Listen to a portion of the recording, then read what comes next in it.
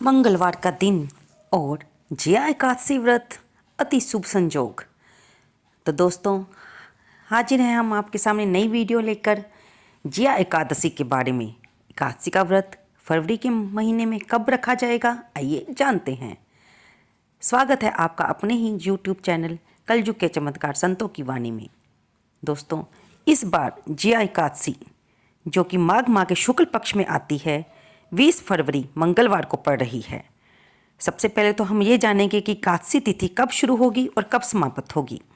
हिंदू पंचांग के अनुसार जया एकादशी की शुरुआत 19 फरवरी को सुबह 8:49 पर होगी और तिथि का समापन 20 फरवरी को सुबह 9:55 पर होगा।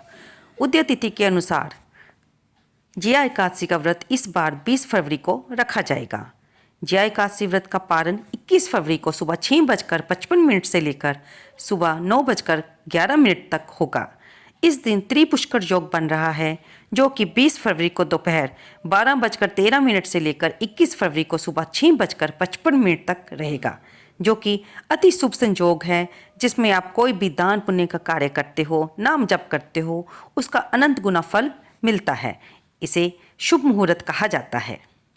दोस्तों, जैसे कि आप हमारी हर एकादशी व्रत की कथा या व्रत के बारे में सुनते हुए ये जानते ही हैं कि सभी एकादशी व्रत भगवान विष्णु को समर्पित होते हैं। जया एकादशी का दिन भी भगवान विष्णु की उपासना की जाती है और ऐसा माना जाता है कि इस दिन व्रत रखने वाले सभी भक्त पाप मुक्त हो जाते हैं। जया एकादशी के दिन वस्त्र, धन, भोजन और आवश्यक चीज़ों का दान करना शुभ माना जाता है। इस एकादशी को दक्षिण भारत में भूमि एकादशी और भीष्म एकादशी के नाम से भी जाना जाता है। आइए जानते हैं कि जया एकादशी पर पूजन की विधि क्या रहेगी। एकादशी के दिन प्रातःकाल स्नान करने के बाद व्रत का संकल्प लें। इसके बाद पूजा में धूप, दीप, फल और पंचामृत अवश्य शामिल करें। इस दिन की पूजा में भगवान विष्णु के श्री कृष्ण अवतार की पूजा का विधान बताया गया है। तो एकादशी व्रत में रात्रि जागरण करना बेहद ही शुभ होता है। हम आपको हर अपनी वीडियो में बताते हैं कि अगर आप सारी रात जागरण नहीं कर सकते तो कम से कम रात के 12 बजे तक कोई भी आप चालीसा, विष्णु सहस्त्र नाम स्तोत्र का पाठ कर सकते हैं। ओम नमो भगवते वासुदेवाय महामंत्र का जाप कर सकते हैं। ऐसे में रात में जगकर श्री हरि के नाम का भजन करें। इसके बाद अगले दिन द्वादशी पर किसी जरूरतमंद व्यक्ति को या ब्राह्मण को भोजन कराएं। उन्हें दान दक्षिणा भी दें। यथाशक्ति अपने व्रत का पालन करें। इसके अलावा इस दिन ब्रह्मचर्य का पालन करना भी अनिवार्य होता है। दोस्तों, अब हम जानेंगे कि जया एकादशी पर हमें क्या करना चाहिए, क्या ना करना चाहिए। एकादशी के व्रत वाले दिन विष्णु सहस्त्र नाम स्तोत्र का पाठ करना बेहद शुभ माना जाता है। इस दिन सभी लोगों को सदाचार का पालन करना चाहिए। इसके अलावा जो लोग व्रत नहीं रख सकते उन्हें भी इस दिन भगवान विष्णु की और माता लक्ष्मी की पूजा करनी चाहिए। इस दिन सात्विक भोजन करें और दूसरों की बुराई करने से बचें। जया एकादशी के दिन भोग विलास, छल कपट जैसी बुरी चीज़ों से बचना चाहिए।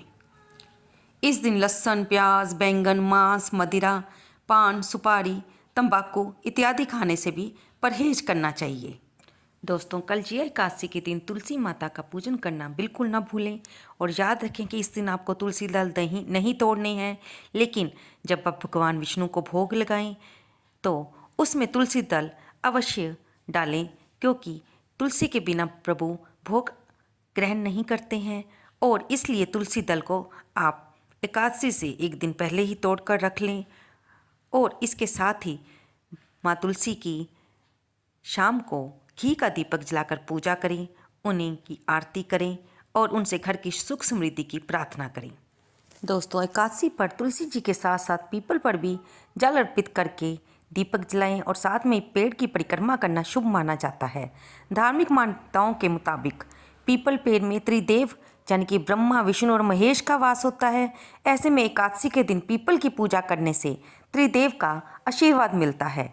इसमें व्रत करने के साथ साथ पूजा और श्रद्धा अनुसार दान का संकल्प लिया जाता है और फिर पीपल पर जल चढ़ाकर एकादशी पर पीपल के पेड़ की पूजा करने से सभी पाप नष्ट हो जाते हैं और मृत्यु के बाद स्वर्ग की प्राप्ति होती है। दोस्तों, एकादशी के दिन शाम को सूर्यास्त के बाद गोधूली के समय, जिसे कि संध्या कहा जाता है, पीपल के पेड़ पर दिया जला सकते हैं। आप पीपल के पेड़ पर सरसों का दीपक जलाएं। इससे पितृदोष दूर होता है और तेल का दीपक जलाना शुभ माना जाता है। इसके साथ ही घर में मानसिक शांति और सुख समृद्धि आती है, शनि दोष खत्म होते हैं और घर पर माँ लक्ष्मी का आगमन होता है। यदि आपका स्वास्थ्य ठीक है तो पीपल के पेड़ की 108 बार परिक्रमा करनी चाहिए और आप किसी भी महामंत्र का जाप कर सकते हैं। ओम नमः शिवाय, ओम नमो भगवते वासुदेवाय। ऐसा करने से शरीर में वात, पित्त और कफ का संतुलन बना रहता है।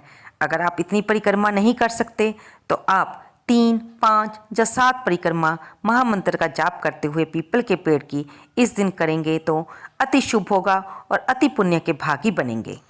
दोस्तों, जया एकादशी के दिन अगर आप व्रत रख रहे हैं तो सूर्योदय से पूर्व स्नान करके व्रत का संकल्प लें और सात्विक रहकर भगवान विष्णु की मूर्ति को शंख के जल से ओम नमो भगवते वासुदेवाय मंत्र का उच्चारण करते हुए स्नान आदि कराकर वस्त्र, चंदन, जनेऊ, गंध, अक्षत, पुष्प, तिल, धूप, दीप, नैवेद्य, ऋतुफल, पान, नारियल आदि अर्पित करके कपूर से आरती उतारनी चाहिए।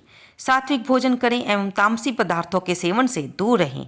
एकादशी स्वयं विष्णु प्रिया है, इसलिए इस दिन जप तप पूजा पाठ करने से प्राणी जगत के पालनहार श्री हरि विष्णु का सानिध्य प्राप्त कर लेता है। तो व्रत के कुछ नियम होते हैं। व्रत से पूर्व यानी दशमी तिथि के दिन तामसिक भोजन यानी कि लहसुन प्याज वाला भोजन आप ना करें। इस दिन तुलसी दल से श्री हरि का पूजन करें और तुलसी दल एक दिन पूर्व तोड़ कर रख लें। व्रत के दिन भोजन में चावल का सेवन नहीं करना चाहिए। व्रत रखने वाले व्यक्ति को क्रोध एवं दूसरे की बुराई करने से बचना चाहिए। किसी के बारे में भी कुछ भी गलत बोलना और सोचना नहीं चाहिए। व्रत रखने वालों को व्रत वाले दिन नाखून, बाल, दाढ़ी आदि नहीं काटने चाहिए और स्त्रियों को इस दिन बाल नहीं धोने चाहिए। व्रत के दिन जितना ज़्यादा हो सके आप महामंत्र ओम नमो भगवते वासुदेवाय का जाप करें। आपके घर में जो भी स्वरूप है, चाहे श्री राम जी का है, चाहे श्री कृष्ण जी का, या आपने श्री लड्डू गोपाल जी की सेवा ली हुई है, या श्री लक्ष्मी नारायण जी का स्वरूप है, उनकी षोडशोपचार पूजन करें।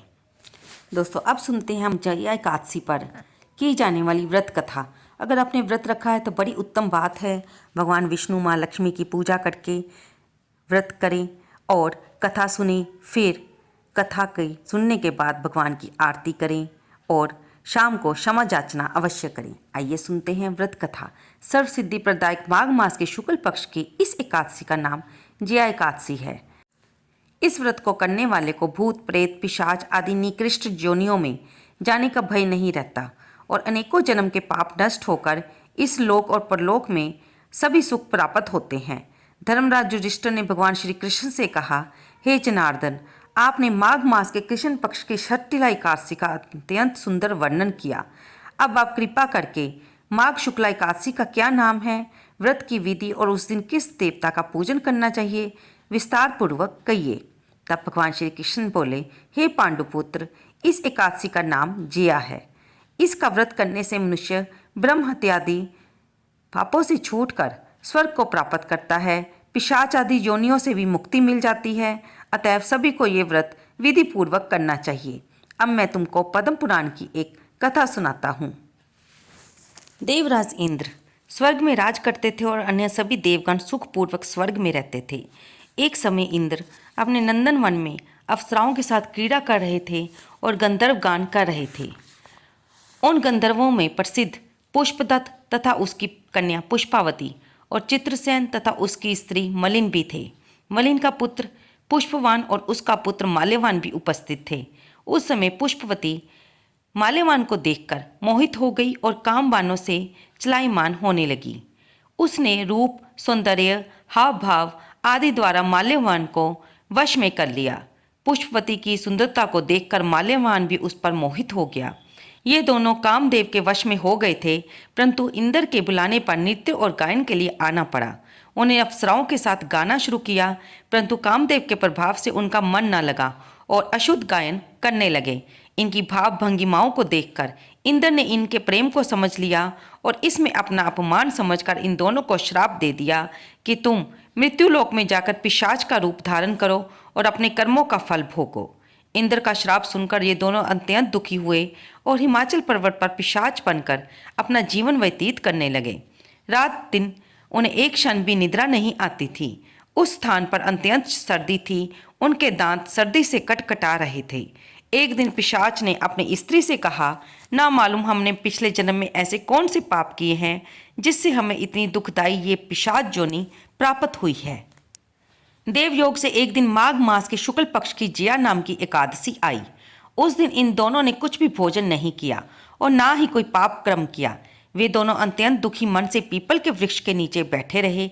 जब सूरज नारायण अस्ताचल को चले गए तब रात्रि भर इन दोनों को सर्दी के कारण नींद नहीं आई। दूसरे दिन प्रातःकाल होते ही इस व्रत और रात्रि जागरण के प्रभाव से इनकी पिशाच जोनी छूट गई और अत्यंत सुंदर वस्त्रों और आभूषणों से अलंकृत होकर दोनों ने स्वर्गलोक को प्रस्थान किया। उस समय आकाश में देवगण तथा गंधर्व उनकी स्तुति तथा पुष्प वर्षा करने लगे। स्वर्ग में जाकर उन दोनों ने देवराज इंद्र को प्रणाम किया। इंद्र ने इनको उनके प्रथम रूप में देखकर अत्यंत चकित होकर पूछा कि तुमने अपनी पिशाच जोनी से किस प्रकार छुटकारा पाया, सब हाल बतलाओ। ये सुनकर माल्यवान बोले, हे देवेंद्र, भगवान विष्णु की कृपा और जिया एकादशी के व्रत के प्रभाव से हमारी पिशाच देह छूटी है। तब इंद्र बोले, हे माल्यवान, भगवान की कृपा और एकादशी के व्रत करने से केवल तुम्हारी पिशाच जोनी छूट गई है, वरन हम लोगों के भी वंदनीय हो गए हो। भगवान विष्णु और शिव के भगत हम लोगों के लिए भी वंदनीय हैं, अतः आपको धन्य है। अब आप पुष्पावती के साथ जाकर विहार करो। श्री कृष्ण ने अंत में कहा, हे राजा युधिष्ठिर, इस जिया एकादशी के व्रत से बुरी जोनी छूट जाती है। जिस मनुष्य ने इस एकादशी का व्रत किया है उसने मानो यक्ष, जप, दान आदि सभी पुण्य कार्य कर लिए। जो मनुष्य जिया एकादशी का व्रत करते हैं वे अवश्य ही 1000 वर्ष तक स्वर्ग में निवास करते हैं। तो दोस्तों, यहाँ पर हमारी जिया एकादशी व्रत की कथा समाप्त होती है। इस कथा को सुनते हुए हमने ये जाना कि जिया एकादशी अपने आप में ही इतना महत्वपूर्ण दिन है कि जिसका हम अनजाने में भी व्रत रख लें, कुछ ना खाएं पिएं और भगवान को भी ना स्मरण कर पाएं तो भी इस एकादशी का अति पुण्य फल प्राप्त हमें होता है। जैसे कि हमने कथा में सुना कि पुष्पवती और माल्यवान ने अनजाने में ही इस व्रत को किया था, जिसके फलस्वरूप उन्हें अपनी पिशाच जोनी से मुक्ति मिली और वे देवताओं द्वारा भी वंदनीय हो गए। तो दोस्तों, अगर आपने व्रत रखा है तो भी इस कथा को तो सुनेंगे ही, अगर नहीं भी रखा तो भी श्री लक्ष्मी नारायण भगवान के आगे, जब भगवान श्री कृष्ण, जब भगवान श्री राम, जब लड्डू गोपाल, जो भी स्वरूप आपके घर में हो, अगर आप मंदिर ना जा पाए तो घर के मंदिर में ही घी का दीपक जलाकर इस कथा को सुने और इसके बाद आरती करें। और अगर आपने व्रत रखा है तो क्षमा याचना अवश्य करिए, ताकि जाने अनजाने में आपसे व्रत रखने में अगर कोई भूल चूक हो गई है तो उसे परमात्मा क्षमा करें और आपके मनोवांछित फल दें और आपकी मनोकामना को पूरा करें। तो दोस्तों, आपको ये वीडियो कैसी लगी कृपया इसे लाइक करें, शेयर करें और कमेंट बॉक्स में जय विष्णु भगवान, जय श्री कृष्ण लिखना बिल्कुल ना भूलें। धन्यवाद दोस्तों।